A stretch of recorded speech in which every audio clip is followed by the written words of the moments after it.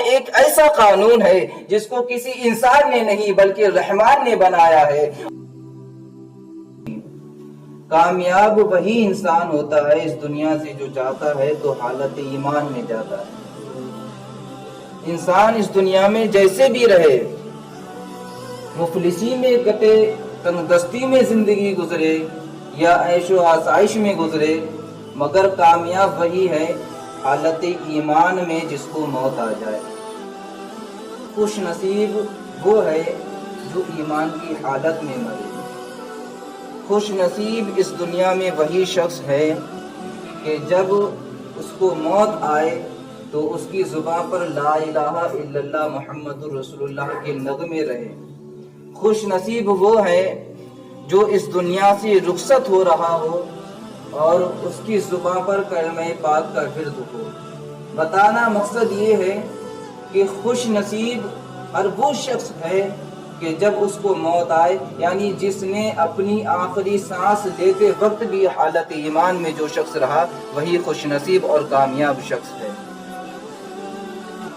لیکن مسلمان کون ہے؟ کیا کرتا پائجامہ پہن لینا یہ اسلام ہے؟ نہیں۔ نیتا اور لیڈر لوگ بھی جو غیر مسلم ہوتے ہیں وہ بھی کرتا پائجامہ پہنتے ہیں۔ کیا داڑھی اور پگڑی پہن لینا یہ اسلام ہے؟ نہیں۔ دوسری قومیں بھی داڑھی اور ٹوپی پہن لیا کرتی ہیں۔ ہاں، اسلام کیا ہے؟ اسلام اللہ اور اس کے رسول کو ماننے کا نام ہے۔ اللہ اور اس کے رسول کے تمام احکام کو مان لینے کا نام اسلام ہے۔ اللہ اور اس کے رسول کے راستے میں اپنی جان نچھاور کر دینے کا نام اسلام ہے۔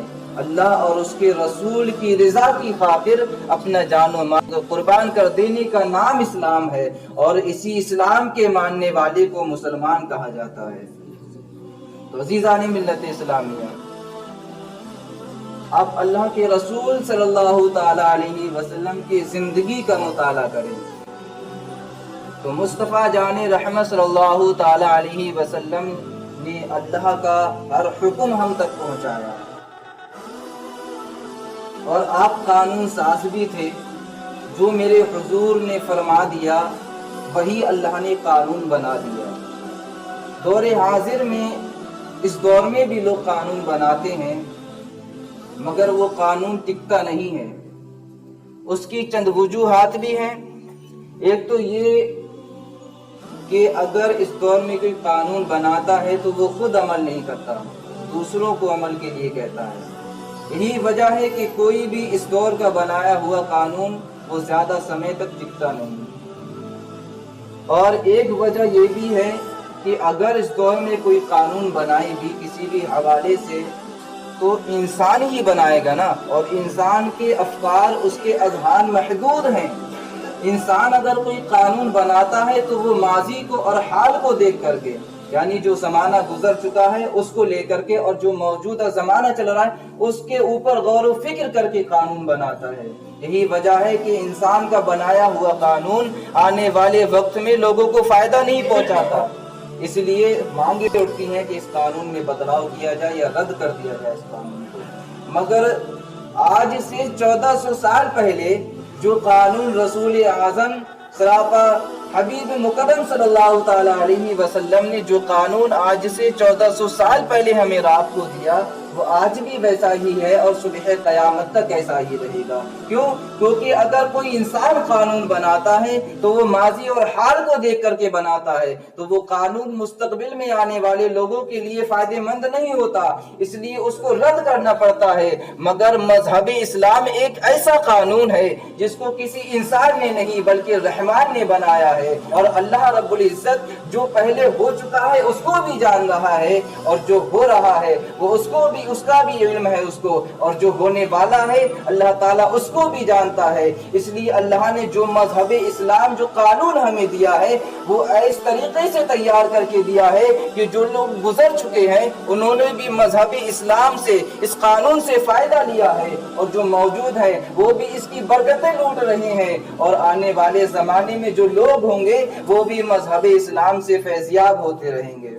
کیونکہ یہ قانون کسی انسان کا نہیں، پروردگار عالم کا بنایا ہوا ہے۔ اور میں نے عرض کیا کہ آج سے 1400 سال پہلے جو اسلام اللہ کے رسول نے ہمیں بتایا، ہمیں پہنچایا، آج بھی ویسا ہی ہے۔ کیوں؟ کیونکہ میں نے کہا کہ جو لوگ قانون بناتے ہیں وہ خود عمل نہیں کرتے، دوسروں کو کراتے ہیں۔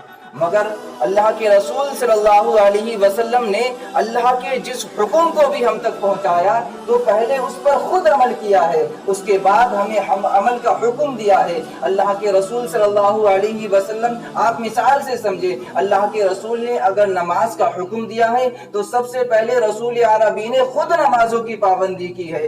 اگر اللہ کے رسول صلی اللہ علیہ وسلم نے جھوٹ سے بچنے کا حکم دیا ہے تو خود اللہ کے رسول صلی اللہ علیہ وسلم نے سب سے پہلے اپنے دامن مبارک کو جھوٹ سے کوسوں دور رکھا۔ اگر اللہ کے رسول نے روزوں کا حکم دیا ہے تو سب سے پہلے روزوں کی پابندی خود کی ہے۔ اگر میرے رسول نے غیبت اور چغلی سے بچنے کا حکم دیا ہے تو آپ میرے رسول کی سیرت کی تمام کتابوں کا مطالعہ کر لیں، آپ مفسرین کی تمام تفسیروں کو جو ہے کھنگال لیں، تمام تفسیروں کو آپ پڑھ ڈالیں، مگر کسی بھی مفسر کی تفسیر سے یا کسی بھی سیرت کی کتاب سے یہ بات ثابت نہیں ہو سکتی کہ میرے رسول کی زبان مبارک سے کبھی کسی کی غیبت یا چغلی ہوئی ہو۔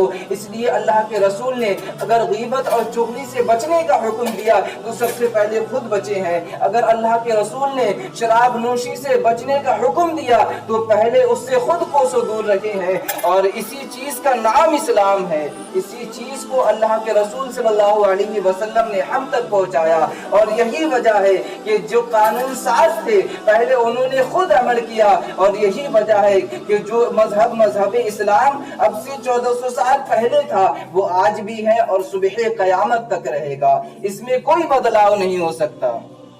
لوگ آتے ہیں اس دنیا میں، بہت سے ایسے لوگ آئے ہیں جنہوں نے کوششیں کی ہیں کہ مذہب اسلام کو بدل دیں، مگر نہیں بدل سکتے۔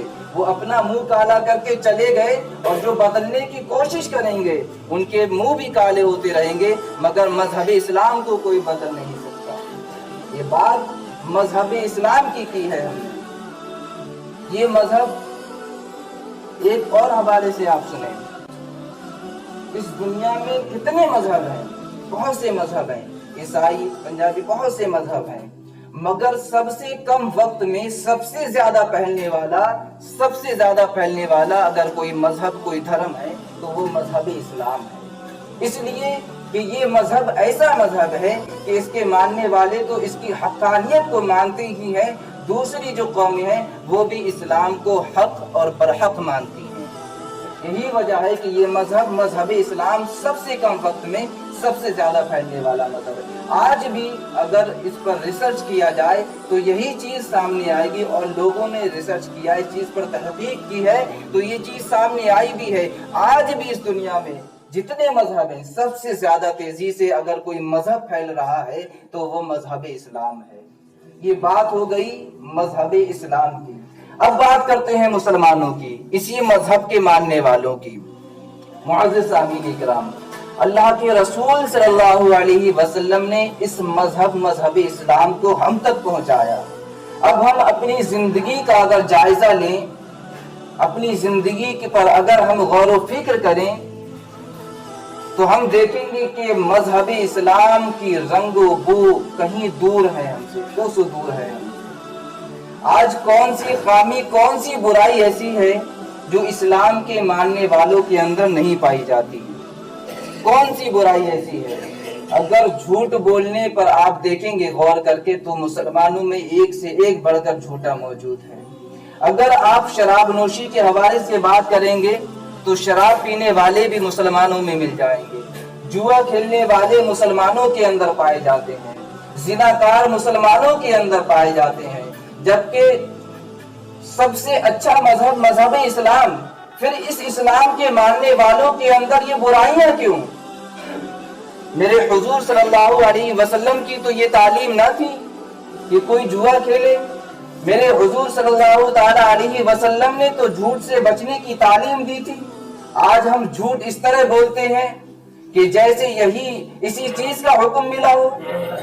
آج شراب نوشی مسلمانوں کے اندر پائی جا رہی ہے، آخر کیوں؟ یہ میرے حضور کی تعلیم نہیں تھی۔